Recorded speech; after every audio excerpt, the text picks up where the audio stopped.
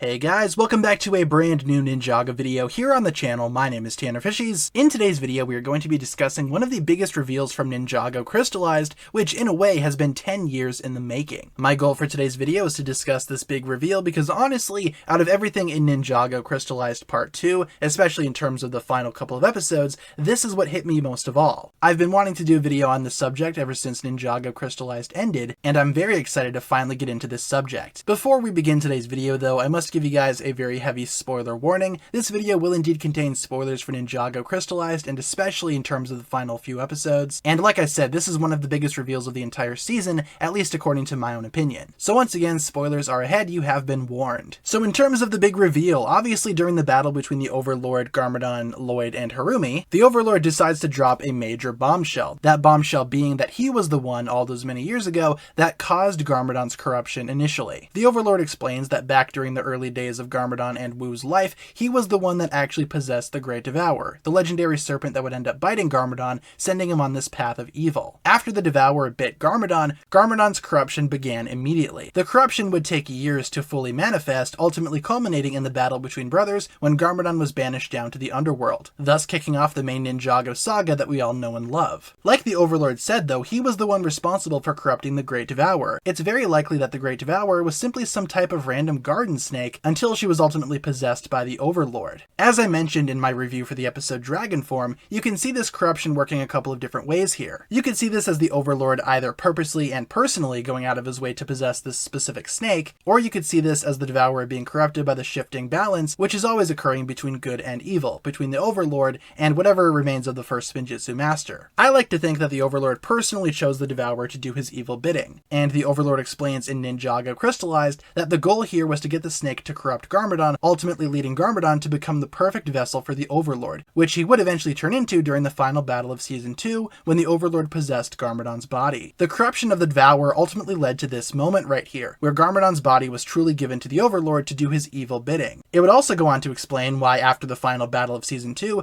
Garmadon was purified again. The evil venom of the Devourer, which is obviously from the Overlord, was cured because the Overlord was defeated. That's been a question that Ninjago fans have had for many years, and I'm glad that Crystallized was finally able to answer that question. It would also explain why the Overlord was so frustrated during his battle with Garmadon during Ninjago Crystallized. That perfect vessel was no longer able to be used by the Overlord, ultimately rendering his plan useless. However, like I said, the bombshell that the Overlord corrupted the Devourer all those many years ago is still pretty major for Ninjago history. Throughout the past 10 years, we were just left to assume that the Devourer was some type of ancient snake god, evil in nature and angry at everything. But just like the Serpentine, maybe the Devourer wasn't really truly evil, nor was it ever evil. Maybe it was just set on an unfortunate path similar to Garmadon himself. In a lot of ways, the Devourer and Garmadon are very similar, both being victims of corruption. And yeah, if you want to think of the Devourer as a victim, look at it from that perspective, Garmadon's destruction of the Devourer during the end of Season 1 feels a little bit too brutal now, seems a little bit unfair. Again, it's not like it was the Devourer's fault, it was simply the power of the Overlord. The reveal from Ninjago Crystallized of the Overlord corrupting the Devourer certainly puts a lot of older Ninjago seasons into a different perspective. If you look at Season 1 now as the Devourer being a victim this entire time, and the entire Serpentine race being a victim, mind you, it seems like the Ninjago series was a little bit unfairly cruel to those Serpentine, but I guess that's just what happens when retcons exist. Certain pieces of context may not look all that great anymore, and certain scenes may not fit this new retcon very well. However, I do think that the reveal of the Overlord being the one that possessed the Devourer, I believe that reveal was still very powerful. If I had to critique one thing about this big reveal though, I wish that we got some type of flashback showing the Overlord corrupting the Devourer. It doesn't really seem fair that we never got to see that physically. I mean, sure, you could tell that the Devourer is under some type of evil influence, right? Especially looking back. The Devourer has purple eyes, you could see that as a sign of corruption from the Overlord, but I wish we would have seen some type of flashback. Ninjago Crystallized kind of does this a lot with the telling not showing rule, and honestly it should probably be the other way around. I believe that's the most effective way to tell a story if you're showing, not telling, or maybe even doing both, but just telling and not showing, it leaves a lot to be desired, that's for sure. I can understand though why they decided not to go this route. I mean, honestly, with only 11 minutes per episode, it's kind of hard for Ninjago to explain what's been going on through flashbacks. They've done it before, especially in Crystallized itself with the whole Garmadon flashback episode, but that was an entire episode dedicated to that flashback and to that history. And especially in the case of that reveal happening during one of the final episodes, it seems like maybe they had other priorities in play here, which you could argue as well, why would they even decide to do this retcon in the first place? I just think the entire sequence and the entire reveal would have meant a lot more if we saw the Devourer being corrupted, if we saw that flashback physically, but I can understand the limitations surrounding this new Ninjago format and why they decided to not do that. If Ninjago episodes were still 22 minutes in length, I have no doubt that they would have shown that flashback. It could also be like an asset limitation thing. Maybe they didn't have it in the budget to animate younger Wu and younger Garmadon, and especially the younger Devourer. However, I think all of those models are available at WildBrain, especially in the case of younger Wu and younger Garmadon. They could have also just reused footage from Wilfilm, which they are no stranger to as well. Honestly, it's kind of confusing why they did not show the flashback and what their excuses are for not showing it. Like I said, the retcon itself still worked. I just wish they would have shown the Devourer being corrupted. I do like what the retcon eventually leads to though, Harumi betraying the Overlord. That's all fine and dandy, and part of me thinks that maybe the retcon was only added to simply make Harumi betray the Overlord, which that could have been done through a multitude of different methods as well. I'm not on the writing team, nor am I a part of any of the series production, but I will say it does seem like there's something missing here. It seems like they had an idea,